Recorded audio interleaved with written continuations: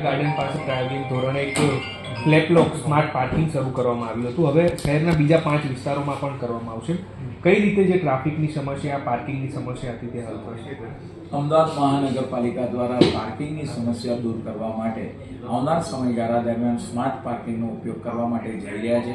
જે પણ નગરજન પોતાની ગાડી લઈને આવે અને આ સ્માર્ટ પાર્કિંગ ઉપર એક મૂકે તો ઓટોમેટિક કાર્ડ એના આધારે બંધ થઈ જાય છે અને જ્યારે સ્કેન કરે તરત જ એ વાઇપર ખુલી જાય છે. આવી 5 જગ્યા આઈડેન્ટિફાઈ અલગ અલગ જગ્યાએ અલગ અલગ ઝોનની અંદર કરવામાં આવી છે.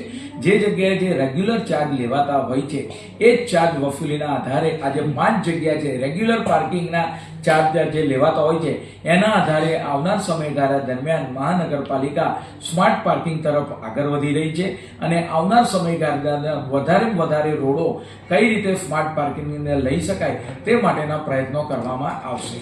સિંધુ ભવન ખાતેથી ત્યાં લોકો મોટા ભાગે ઉપયોગ નથી કરતા. અન્ય જગ્યાઓ પર લોકો કરશે.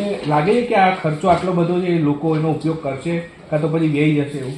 જે અલગ 4 જગ્યા પસંદ કરવામાં આવી છે ત્યાં આગળ હાલ પાર્કિંગ માટેની જગ્યા ફાળવવામાં આવેલી છે. ત્યાં આગળ લોકો ચાર્જ ભરીને પાર્કિંગ કરતા હોય છે.